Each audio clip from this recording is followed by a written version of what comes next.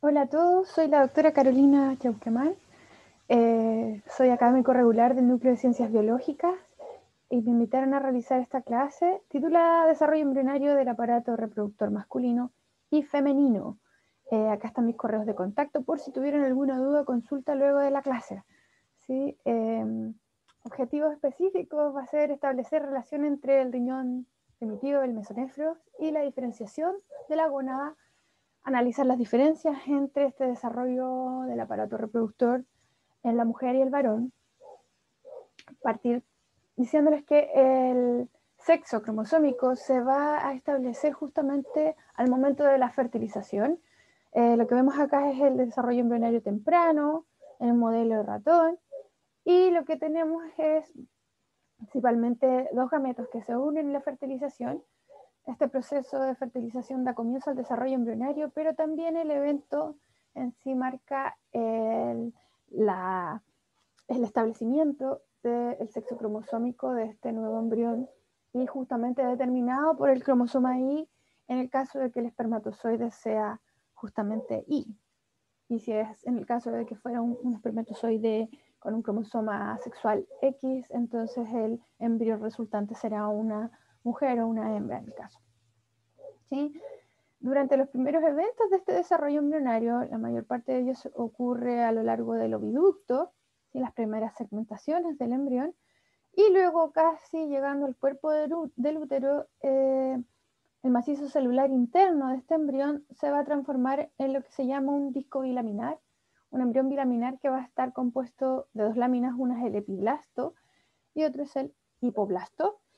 Específicamente de esta capa superior, el epiblasto, es que se originan todas las células corporales del nuevo ser vivo, y las células que están en el macizo celular más externo, en realidad llamado trofectodermo o trofoblasto, van a dar origen a los anexos embrionarios, placenta, amnios, saco vitelino, todo lo que está asociado para la nutrición justamente del futuro embrión.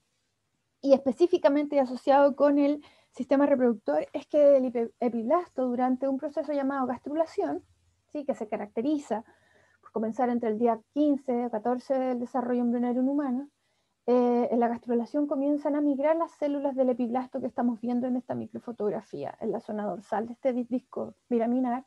Este es el epiblasto, todas estas células, y a través de esta estría primitiva, que es uno de los primeros signos del comienzo de la gastrulación, empiezan a imaginarse células hacia la zona inferior, hacia la zona ventral de este embrión bilaminar.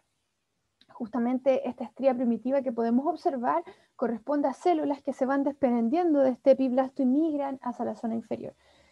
¿Qué ocurre? En resumen, en esta gastrulación, este proceso de invaginación celular, se va a formar un embrión trilaminar ahora, ¿sí? A partir de las células del epiblasto. Lo que tenemos acá es un corte transversal en un embrión, ¿sí? Aproximadamente el día 15 del desarrollo embrionario humano, postfecundación. Acá tenemos unas células más bien columnares, alargadas, que son las que se van desprendiendo poco a poco para ir generando las distintas capas del embrión, las tres capas germinales. Se llaman así. La capa superior, que no migre, va a llamarse finalmente ectodermo. La capa más inferior y asociada al saco vitelino en esta parte se llamará endodermo, y finalmente entre medio de ambas capas, ectodermo y endodermo, entonces vamos a tener el mesodermo, ¿sí? Del embrión. Ahora, de todas estas células que migran y forman el embrión trilaminar, hay un grupo celular originado del epiblasto y que va a migrar y va a seguir siendo pluripotente, a diferencia de las demás células del epiblasto. Esas células son las células germinales primordiales que van a migrar justamente hacia una zona asociada al saco vitelino, que está en esta zona inferior del embrión. Acá tenemos el epiblasto, el epoblasto, disco bilaminar, ¿sí? En la zona superior está el saco amniótico, en la zona inferior el saco vitelino. Este es un corte histológico, un corte a través de este embrión bilaminar, y podemos ver en esta zona del saco vitelino cómo estas células germinales primordiales van a migrar entonces desde lo que era la estría primitiva del epiblasto, migran fuera del cuerpo del embrión, ahora a la zona del saco vitelino, en la pared. Este es un embrión al día 13 a 17, Esta imagen 3D pueden ustedes observar aquí esta zona del epiblasto, ¿sí? En la estría primitiva, parte del saco amniótico recortado, y en la zona inferior entonces parte de lo que es el saco vitelino. En este saco vitelino entonces se asientan las células germinales primordiales, fuera del cuerpo del embrión, por un tiempo. Se mantienen pluripotentes y a partir de estas CPG, ¿sí? Células germinales primordiales, se van a originar los gametos, tanto en varones como en mujeres, ¿sí?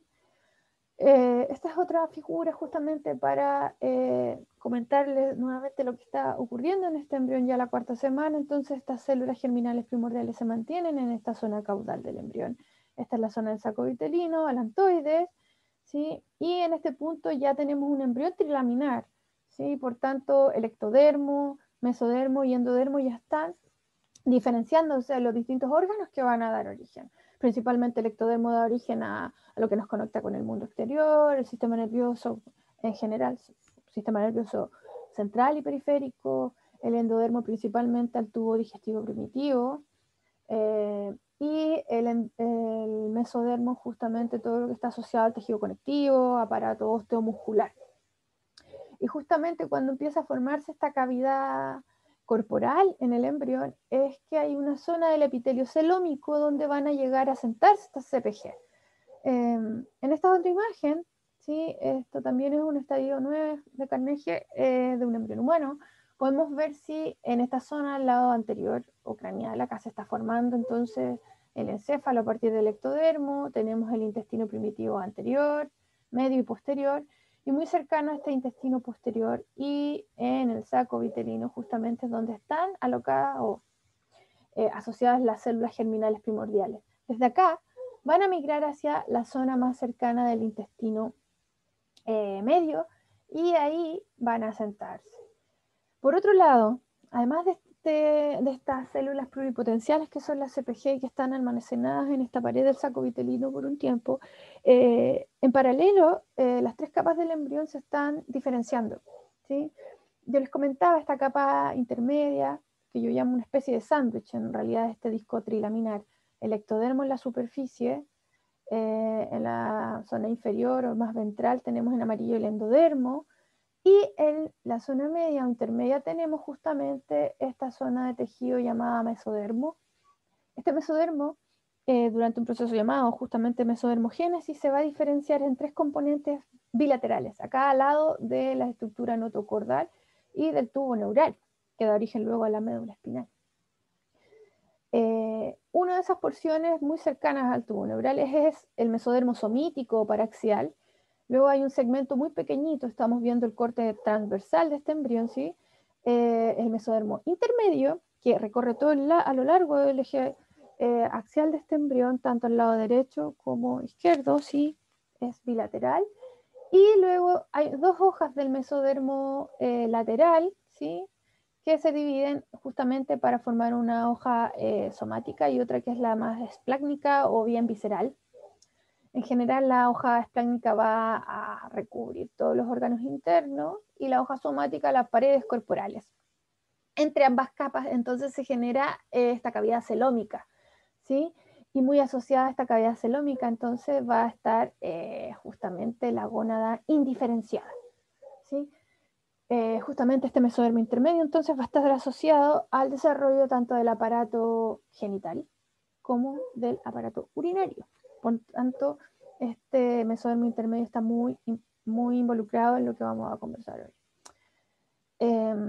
Y bueno, de este mesodermo intermedio, como les comentaba, y asociado al aparato urogenital, vamos a tener en un inicio del desarrollo embrionario un riñón primitivo más craneal, más anterior, está la zona cefálica, que es el llamado pronefros, y que es vestigial, degenera muy rápidamente, ¿sí? Y que se continúa luego con el desarrollo mesonéfrico o de este riñón, este segundo riñón que aparece, que es un poco más especializado, evolutivamente mucho más complejo, que es el mesonefros.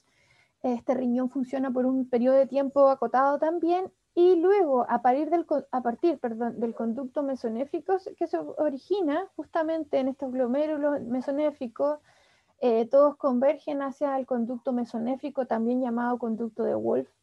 Este conducto va a desembocar en la zona de la cloaca del embrión, y en su recorrido va a inducir a un mesodermo que está en esta zona caudal para transformarse luego en lo que será el riñón definitivo o metanefros. ¿Sí? Este es el riñón del adulto, el recién nacido, el funcional y el más evolucionado justamente en todos los seres vivos. Sin embargo, del conducto mesonéfrico y parte del mesonefro se originan además algunos componentes del sistema reproductor, tanto masculino como femenino. ¿Ya? En esta imagen extraída de la embriología del Langman podemos ver acá una zona, en la zona caudal del embrión, esta es la zona de la cloaca en amarillo, todos los derivados del endodermo, en azul, celeste, como quieran verlo ustedes, este es el tubo mesonéfrico, ¿sí? El mesonefros, y el conducto mesonéfrico, que baja hasta la zona de la cloaca, donde desembocan justamente esta vía, esto primordio de la vía urinaria, ¿sí? Y justamente en esta zona emerge esta papila ureteral, que induce a ese mesodermo o blastema metanéfrico a transformarse justamente en el metanefros, ¿sí? El mesonefro luego va a degenerar, pero el conducto mesonéfrico y este tejido asociado va a estar justamente involucrado en la diferenciación del aparato reproductor femenino y masculino. Y también la zona de la cloaca, que corresponde en realidad a un lugar donde convergen tanto lo que será las vías urinarias y zona genital, con la última porción del intestino posterior. ¿Sí? Esta cloaca luego se divide en dos zonas, una zona más urogenital y otra zona rectal y anal. ¿Sí? Esto hacia el final del periodo embrionario, justamente. Y ahí es donde vamos a tener entonces las estructuras asociadas a los genitales externos que ya vamos a revisar. Volviendo a las CPG que están asociadas a la sacovitelina, a la pared del sacovitelino, estas van a volver hacia la cavidad celómica, en este caso todavía del embrión, hacia la quinta semana del desarrollo, vuelven y se asientan en el epitelio del celoma, ¿sí? En el epitelio celómico, justamente en una zona llamada del mesodermo intermedio, ¿sí? Que se llama la cresta urogenital. Estas células CPG están marcadas acá en color rojo y van migrando a través del intestino primitivo, los mesenterios, estas serosas que se generaron del mesodermo lateral esplácnico visceral, y van a sentarse entonces en esta gónada que aún es indiferenciada, ¿sí? Este órgano aún tiene características similares tanto para embrión varón o embrión femenino. Y justamente esto es lo que va a dar pie a la diferenciación. ¿Qué cromosoma sexual contienen esas CPG? ¿Sí? En resumen, lo que va ocurriendo entonces es que estas CPG van a ir migrando a través del endodermo del embrión, una vez que se hayan diferenciado justamente estas tres capas germinales. Vuelven estas células CPG, que son pluripotenciales, mantienen esa pluripotencia, y se van a ir asentando poco a poco, entonces, a lo largo del mesenterio dorsal, migrando hasta llegar justamente a la zona de la cresta urogenital. Lo que ven ustedes en celeste justamente corresponde al ectodermo, principalmente a la placa neural que se está transformando ahora en el tubo neural. A medida que hay diferenciación entonces de ectodermo y endodermo, en paralelo la diferenciación del mesodermo intermedio va a dar pie entonces a la formación de esta gónada indiferenciada, que está siendo en este punto invadida o colonizada por las CPG, ¿sí? Hacia la quinta semana. En este corte ustedes pueden ver, bueno, aquí está el embrión en la zona cefálica, craneal, hacia caudal, y en un corte transversal en verde lo que estaríamos viendo es esto. Si se ubican en el plano de corte, acá tenemos el tubo neural, ¿sí? Esta es la zona del mesodermo intermedio, mesodermos laterales, acá al lado, ¿sí? Aquí estaría nuestro saco vitelino, ¿sí? O vesícula umbilical también llamada. Esto sería el intestino medio, y en la zona del mesodermo interior, mesodermo intermedio, es que entonces está generando la vesícula del mesonefro. En esta zona se va a asentar entonces el mesonefro y se va a transformar en lo que será la cresta urogenital. En un estado un poco más avanzado, 6 días después, pueden ver que, a ver, externamente este embrión acá recién está tomando esta forma plegada, está ocurriendo el plegamiento del embrión, en este punto ya se ha plegado completamente y aparecen ya los esbozos de los miembros anterior, inferior, ¿sí? En la zona craneal ya está dando paso a las prominencias faciales, los arcofaringios, ¿sí? Pero internamente en la zona caudal también, al hacer el corte, podríamos ver gran parte de la diferenciación tanto del sistema nervioso. Miren acá las placas alares, basales de la médula espinal, o lo que será la médula espinal, la notocorda que está al interior justamente del esbozo de las vértebras. En esta zona está la aorta, y por acá los ductos mesonéfricos y justamente los túbulos del mesonefros, ¿sí? De este riñón que luego empieza a degenerar. Otra imagen, esto sí es microfotografía electrónica de barrido. Lo que tenemos igualmente en esta zona del embrión, acá está el tubo neural, ¿sí? Zona del mesodermo intermedio, mesodermos laterales, cavidad celómica en cada lado, este sería el mesenterio dorsal. Acá lo que tenemos entonces en un acercamiento, la gónada indiferenciada en naranjo, y en azul todo lo que sería el componente mesonéfrico. En amarillo, el conducto paramesonéfrico de Miller y el conducto mesonéfrico. Hasta acá no habíamos hablado del conducto paramesonéfrico, pero también está ahí. ¿Cuál es la función de este conducto? Es justamente estar asociado al aparato genital y reproductivo femenino, ¿sí? El conducto de Miller principalmente va a dar origen al oviducto y en la fusión en la línea media al cuerpo del útero. En el caso del tubo mesonéfrico es justamente el llamado conducto de Wolf, que va a dar origen principalmente a el tracto reproductivo y los conductos masculinos, ¿sí? Estas son las mismas CPG que están migrando entonces a través de este intestino posterior, ¿sí? Del endodermo del intestino posterior, y bueno, como ven acá ya ha llegado el grupo de células CPG, están resaltadas en color verde, han llegado a la zona de la cresta urogenital, y aquí ustedes también pueden ver los ductos mesonéfricos en ese punto, en este corte, que este es un corte sagital y ese es un corte transversal. Aquí están viajando todavía, ¿sí? Hacia el interior por el mesenterio dorsal, y ahora sí ya han llegado a colonizar la gónada indiferenciada. En una línea de tiempo lo que vamos a ver es que hasta aproximadamente la quinta, sexta semana solamente tenemos entonces una gónada, una cresta gonadal que está siendo colonizada por la CPG, totalmente indiferenciado, no se sabe qué sexo tiene el embrión. Genéticamente sí, pero anatómicamente esto está todo indiferenciado aún.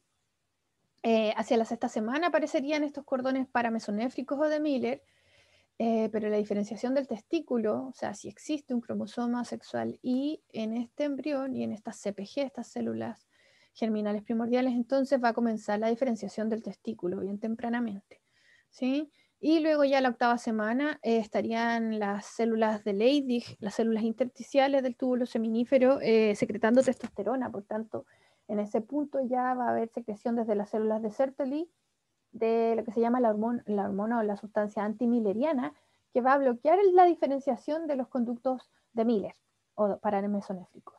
Y de ahí en adelante entonces ya se generan lo que se llaman los genitales masculinos y toda una diferenciación hacia el sexo masculino.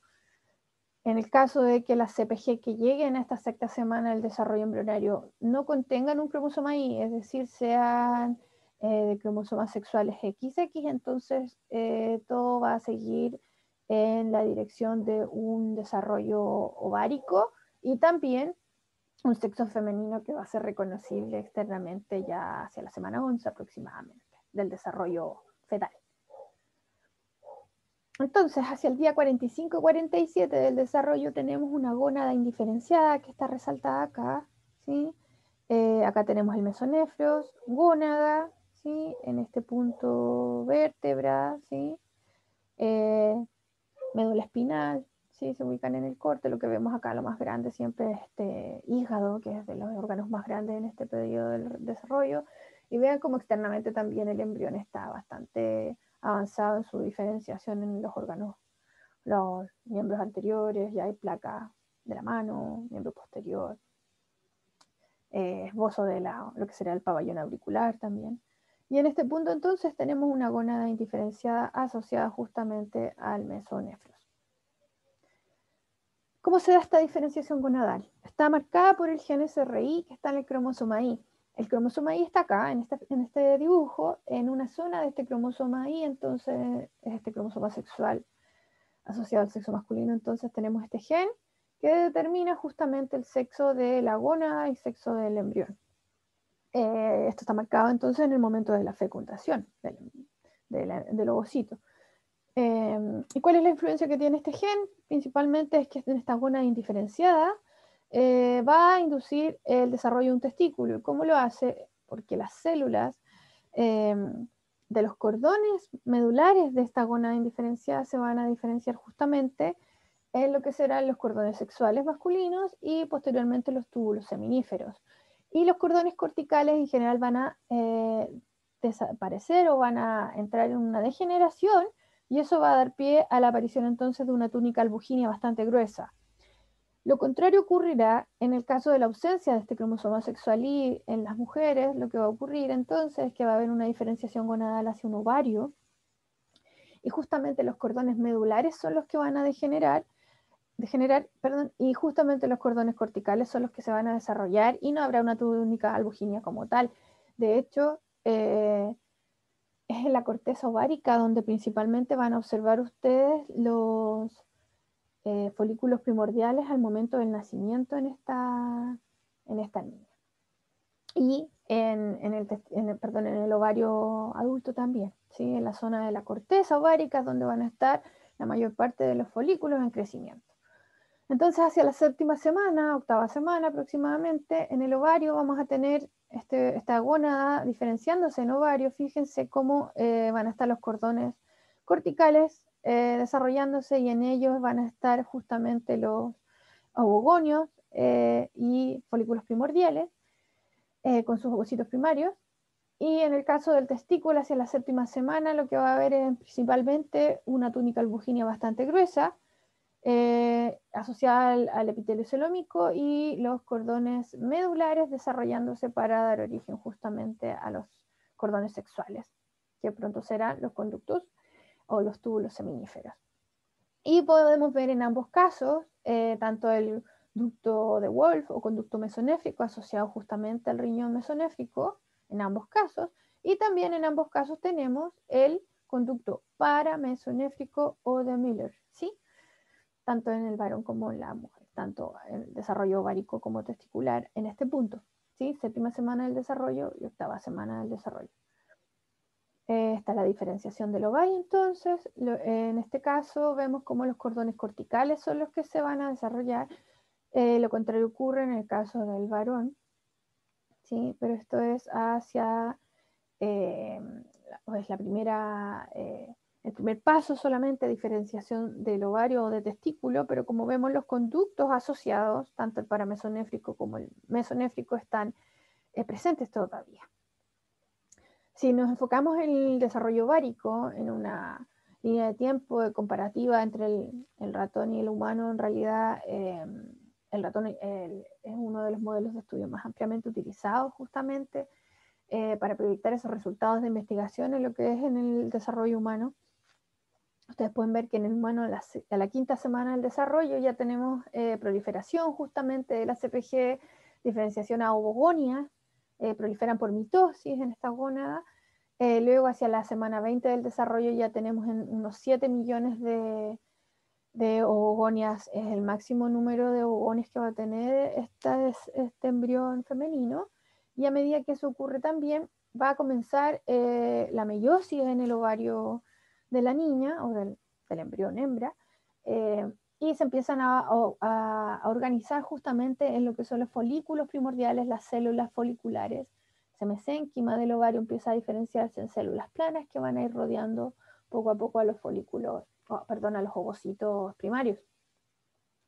Y al momento de la pubertad, entonces, cuando se reanuda el ciclo ovárico, en realidad comiencen los ciclos menstruales y se madura el eje hipotálamo hipófisis gónada, entonces la adolescente va a tener unos 400.000 ovogonios para ir ciclando mes a mes.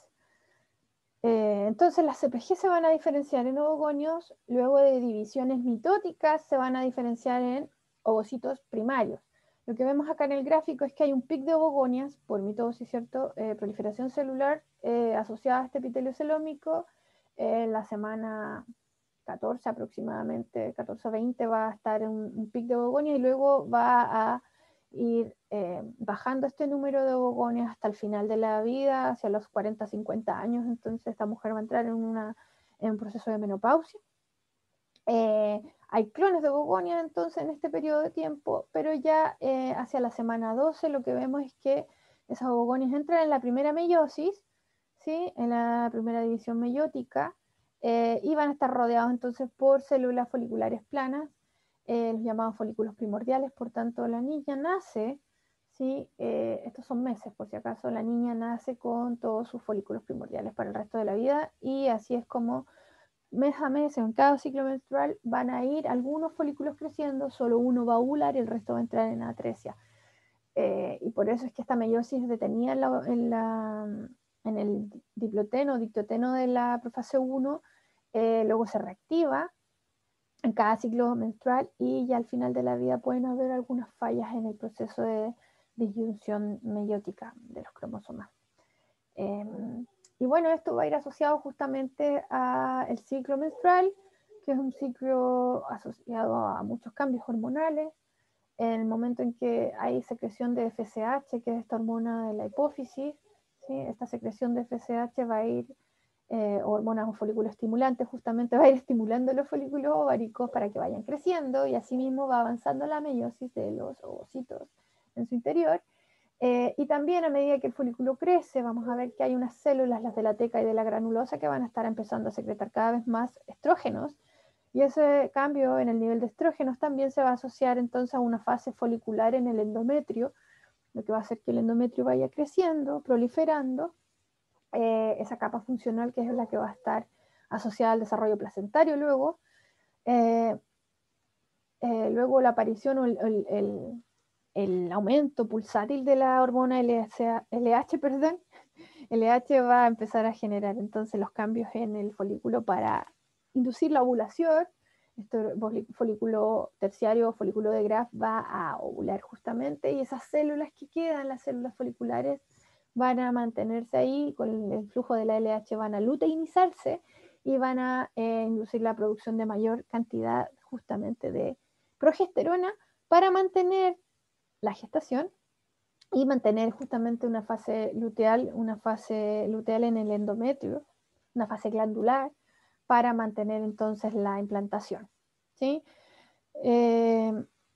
Si miramos ahora la histología de un ovario adulto, vemos entonces muy asociado a la diferenciación de la gónada en el periodo embrionario. Entonces tenemos toda la corteza ovárica llena de folículos ováricos. Acá se ven los más grandes, justamente en un menor aumento en el microscopio, pero en la superficie más, en la corteza, ¿sí? En la zona cortical vamos a tener todos los folículos primordiales que poco a poco van a ir acercándose a la médula en cada ciclo menstrual para ir generando los óvulos o los ovocitos que van a poder ser ovulados en realidad. Esto es la corteza ovárica adulta. Aquí están los folículos primordiales. Estos son los que se formaron justamente en el periodo intrauterino, ¿sí? Y tienen células planas alrededor, folículos primordiales con los que nace la niña. Y en cada ciclo menstrual, entonces, estos folículos primordiales se van a transformar en folículos primarios, ¿sí? Por la acción de la hormona FSH, entonces se van a ir diferenciando a folículos secundarios con un antro lleno de líquido folicular.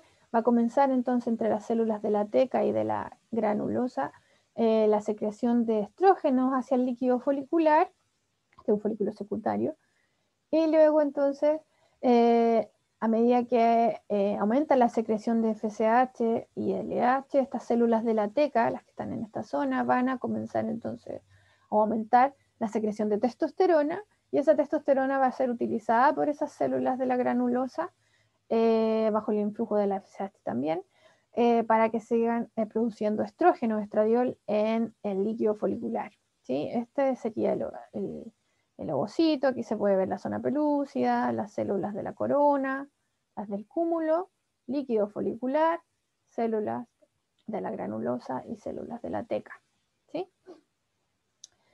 Estos son folículos ya de mayor diámetro. Este debería ser un folículo terciario ya. El ovocito está bastante excéntrico, por tanto es un folículo terciario, y este también es un folículo terciario sin duda, pero en este corte no vemos el ovocito, ¿sí? Bueno, este es el ciclo menstrual que ya lo revisamos. Entonces los cambios a nivel del crecimiento de folículos van a darse en la pubertad, cuando la niña empiece a menstruar, empiecen los ciclos menstruales.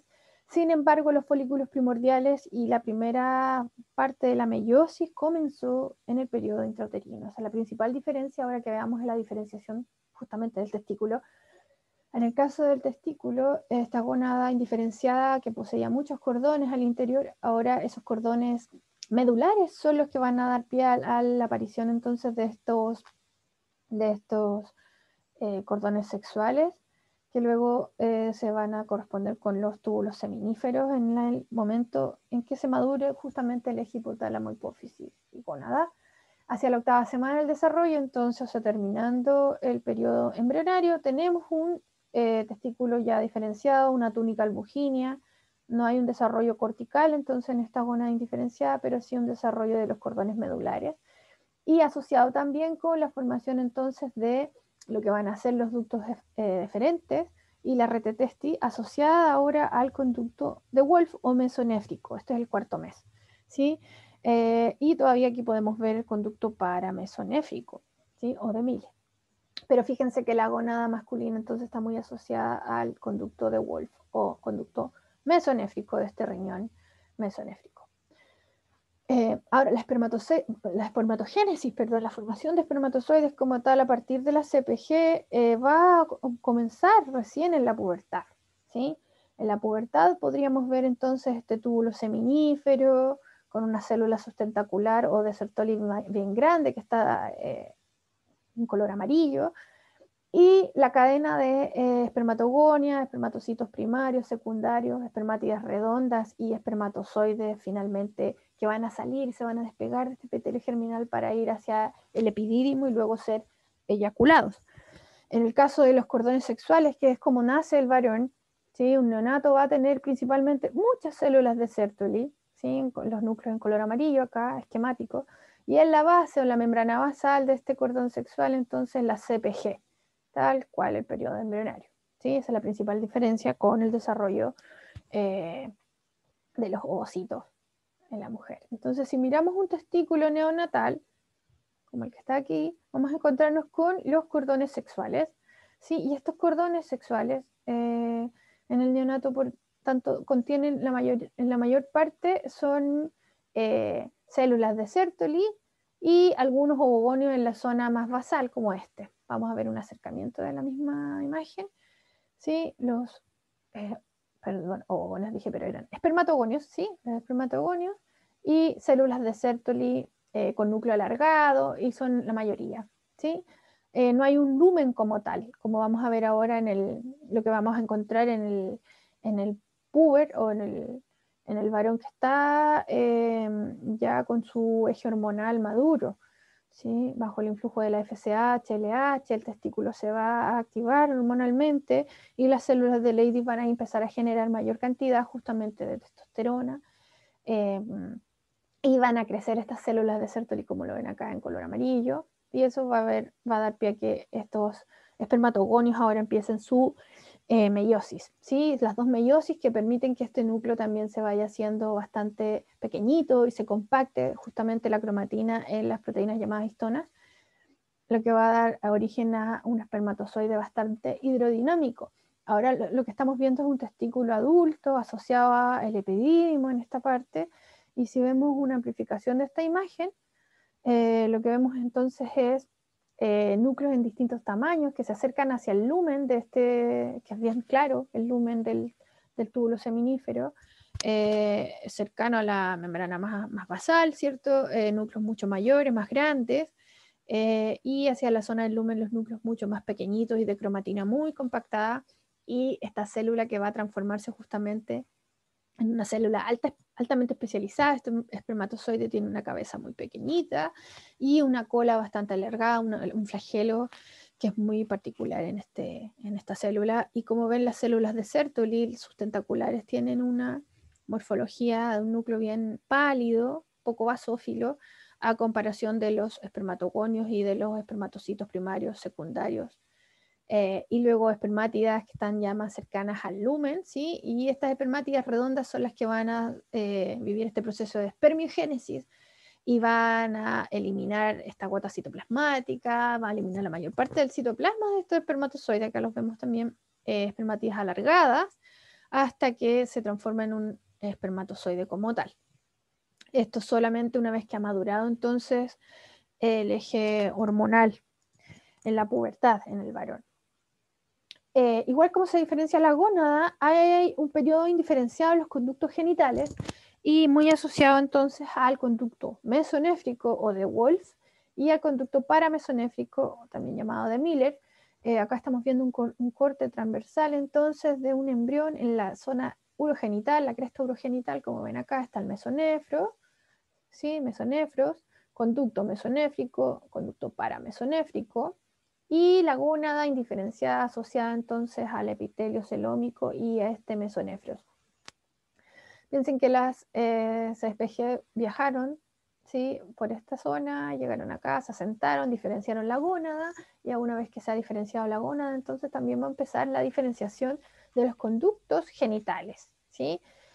Esto es hacia la quinta semana del desarrollo, está indiferenciado aún los conductos genitales, y lo que vemos acá entonces, al lateral del embrión, en color más naranjo o rojo, el ducto paramesonéfrico, ¿sí?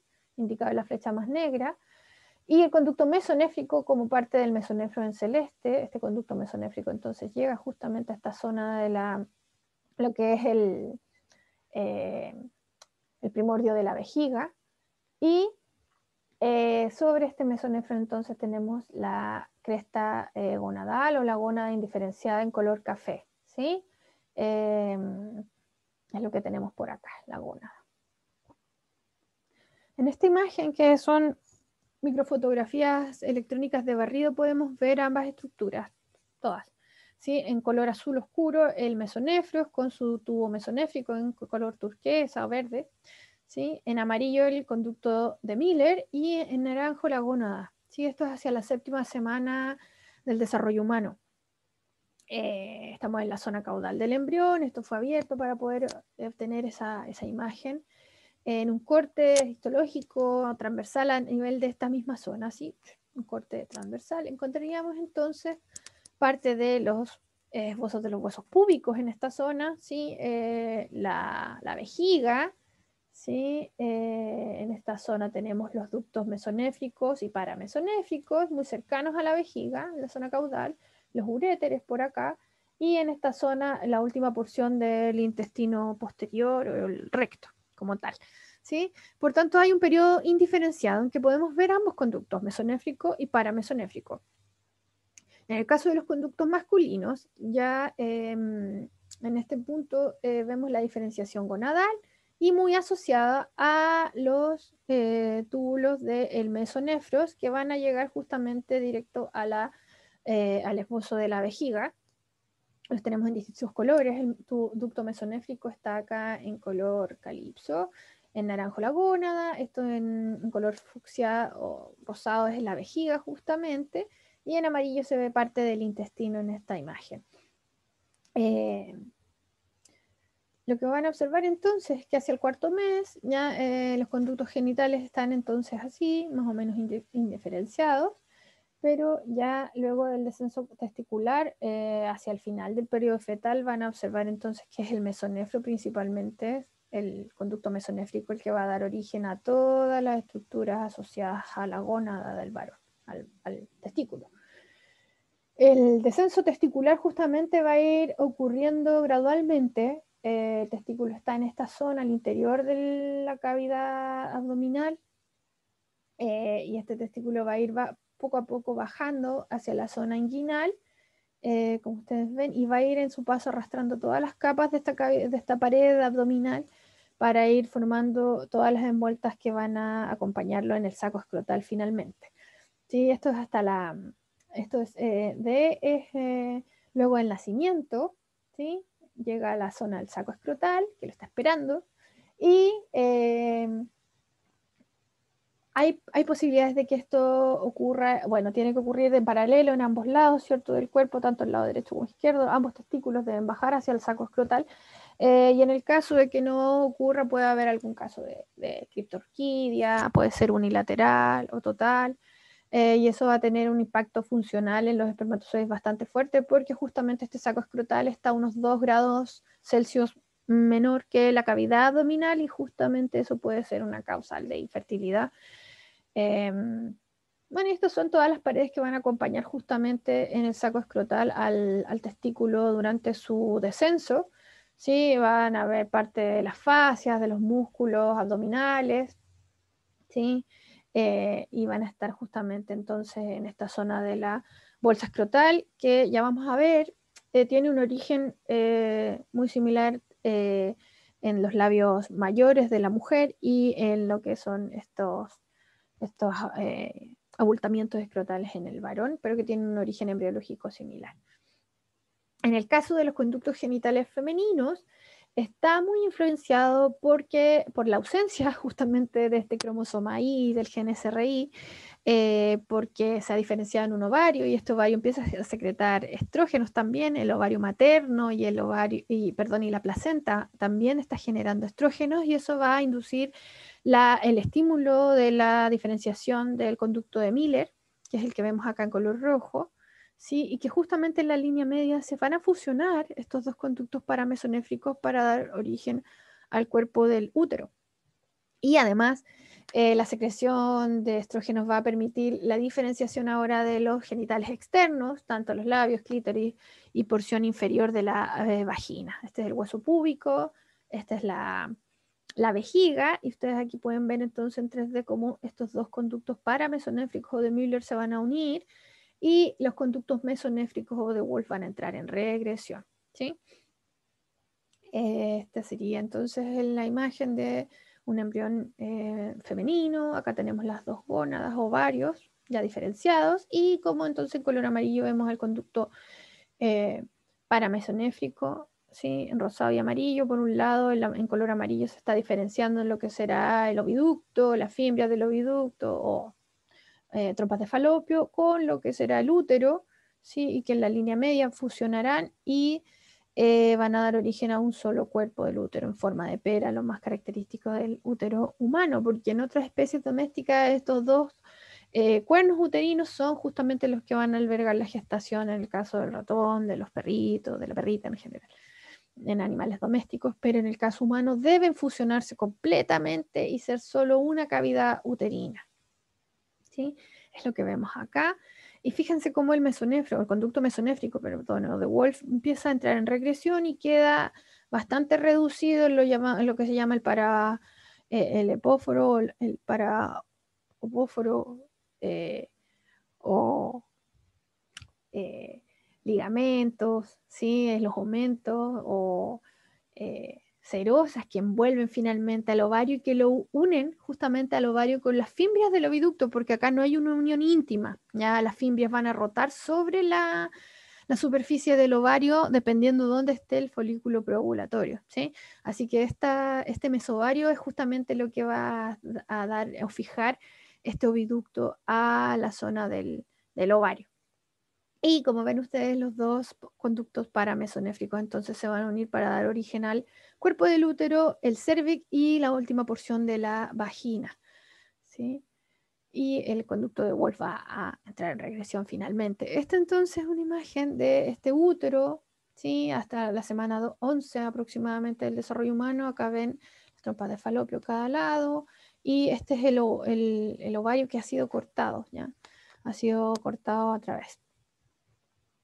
Y respecto a los genitales externos, también existe, así como en la gónada indiferenciada, los conductos genitales indiferenciados, también hay un periodo indiferente en los genitales externos. Acá lo que pueden ver en color naranjo son, bueno, acá está la membrana anal, los pliegues uretrales y el tubérculo genital. Y a cada lado vean estos abultamientos genitales en color amarillo. Esta es la apariencia entonces hacia la semana 8 del desarrollo en el humano. los genitales externos se ven muy similares. Y a partir de estas estructuras se van a diferenciar lo que serán los genitales externos masculinos y femeninos. ¿Sí? Por ejemplo, los pliegues uretrales se van a fusionar en el caso del varón para dar forma a lo que será el cuerpo del pene. ¿Sí? El tubérculo genital dará origen al glande, por tanto toda esta estructura va a dar origen al pene y estos abultamientos genitales se van a transformar en las bolsas escrotales. En el caso femenino, este tubérculo genital va a volverse un poquito más pequeño, no se va a elongar como en el varón y se va a transformar en el clítoris. ¿Sí? Estos serán luego los labios menores y los labios mayores. ¿Sí? Hacia la 7ª semana, entonces, nosotros podríamos ver al interior de este embrión que mide unos 2 centímetros, 1,8 centímetros, 7ª semana del desarrollo. Podemos ver entonces el tubérculo genital, ¿sí? Y los principales irrigación venosa en el embrión. Ya finalizando casi el periodo embrionario, aquí está la semana 9, un feto, que ya podemos ver el tubérculo genital, ¿cierto? Y la región suprapúbica en este punto. Piensen que en las hembras ya, o las mujeres, o las futuras niñas, ya hay células reproductivas en sus gónadas, ¿sí? En este punto del desarrollo. ¿Sí? Y recién ahora van a empezar a verse externamente los genitales externos diferenciados hacia la semana 11 recién. Pero piensen que cuando los genitales externos aún están indiferenciados, ya el embrión hembra ya contiene ovogonias y ya están comenzando la meiosis, ha comenzado y por tanto hay folículos primordiales. ¿Sí? La gametogénesis parte entonces antes. Este es el caso de el embrión femenino. Vean los pliegues uretrales. ¿Sí? Estos pliegues uretrales van a transformarse en los labios menores. La uretra queda dentro de esta zona de la finalización de la vagina. ¿Sí? Aquí está la uretra. Y el clítoris, vean como el tubérculo genital está más pequeñito. ¿Sí? Es lo que está acá. ¿Sí? Y esta zona corresponde a los abultamientos genitales que luego van a dar origen a los labios mayores. Esta microfotografía de barrido es justamente a la semana 10, ¿sí? Aproximadamente del desarrollo. Pero ese es lo que va a continuar, entonces de estos genitales externos indiferenciados van a transformarse justamente en estas estructuras clítoris, vagina, pliegues, labios menores y mayores. Este es el caso del varón, en que los pliegues uretrales van a fusionarse completamente a lo largo de este pene que está en crecimiento, el tubérculo genital se va a ir elongando y los abultamientos genitales ahora van a ir dando paso a los sacos escrotales, ¿sí? Que van a estar ahí esperando el descenso testicular hacia el final del periodo fetal. Pero fíjense que ya finalizando el periodo embrionario, podríamos empezar a ver entonces la fusión de estos pliegues uretrales y justamente la uretra, la placa uretral, esta uretra peniana va a ir quedando incluida entonces en esa estructura y de ahí tan importante que se fusionen completamente estos pliegues uretrales, de otra forma se va a dar origen a lo que se llaman las hipospadias, ¿sí? En que la uretra no finaliza en la punta del glande, sino que está todavía en el cuerpo del pene, ¿sí? Esto ya, aquí lo que vemos entonces en el caso del varón, este sería el glande del pene, ¿sí? Este sería el cuerpo del pene, y aquí ya tenemos la bolsa escrotal con la unión en esta zona del rafe. Y estos abultamientos genitales, en el caso de las damas, va a dar origen a los abultamientos, perdón, a los labios mayores, ¿sí? A los labios mayores. Por tanto, hacia la semana 11, si pudiéramos mirar el interior del vientre materno, podríamos observar que sí hay una pequeña diferenciación externa, ¿sí? Hay diferenciación de los genitales externos. Si pueden ver en el número 2, acá está el pene, en 4 tenemos la bolsa escrotal, ¿sí? Con la unión en esta zona, la fusión en la zona media de ambos, lo que eran los abultamientos genitales, ahora se transforman en la bolsa escrotal, y en el caso de del aparato reproductor femenino, los genitales externos, acá tenemos la abertura vaginal y ambos labios menores, ¿sí? Si ustedes quieren ahondar en la línea de tiempo de todos los eventos del aparato reproductivo, de la diferenciación de los genitales externos, del aparato reproductor femenino, masculino, partiendo desde la CPG, ¿cierto? Y su migración hacia la cresta gonadal. Aquí tienen una línea de tiempo específica. Está en inglés, pero ustedes si quisieran pueden traducirla. Yo la extraje de esta página llamada ehd.org del embrión humano online. Pueden ir ustedes mismos revisando lo que va ocurriendo en cada semana y que es más o menos lo que ya hemos revisado en esta clase. Pero si quieren un evento en específico, pueden revisarlo en esta línea de tiempo. Fíjense, a la sexta, séptima semana, entonces la gónada ya está bastante diferenciada, tanto en ovarios como testículos, séptima semana, ¿sí? A la octava semana entonces ya parten la diferenciación de los conductos genitales, ¿sí? Las mujeres o los embriones femeninos ya contienen entonces a la novena semana células reproductivas en el interior, lo que está comenzando esta gametogénesis, y ya a la onceava semana externamente pueden ver si es un niño o una niña, ¿sí? Aunque generalmente la ecografía prenatal es al quinto mes que se sabe con certeza que justamente es niño o niña el bebé que se está esperando.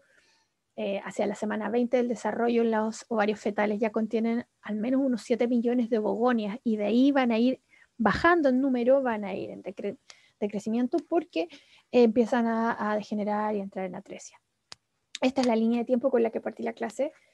Pueden guiarse de ella, pero fíjense que lo más importante justamente es que esta cresta gonadal, esta gónada indiferenciada, es colonizada por un grupo de CPG que son pluripotenciales y que tienen en su poder la diferenciación a testículo o a ovocito, o a ovario, perdón, dependiendo de los cromosomas sexuales. Y es justamente el cromosoma Y del varón el que determina la diferenciación a testículo y todos los eventos siguientes. Y en el caso de que no haya este cromosoma X, justamente va a ocurrir la diferenciación hacia gónadas femeninas y un sexo femenino y gametogénesis de ovocitos asociados a este sexo. Bueno, les agradezco la oportunidad de generar esta clase online. Yo sé que va a estar grabada y disponible para ustedes en línea, así que en el momento que ustedes la revisen, si tienen alguna duda, por favor, contactarme directamente. Yo voy a estar abierta a contestar las dudas o consultas que ustedes quieran aclarar. Esta soy yo. Gracias al Congreso de Salud Sexual y Reproductiva por invitarme, a la CEMUN y a la Universidad Mayor por promover estas instancias de participación y de educación online en la pandemia del COVID-19. Así que estén súper bien, chicos. Un abrazo a todos. Voy a ir parando mi grabación. Eso, un agrado poder compartir con ustedes esta clase.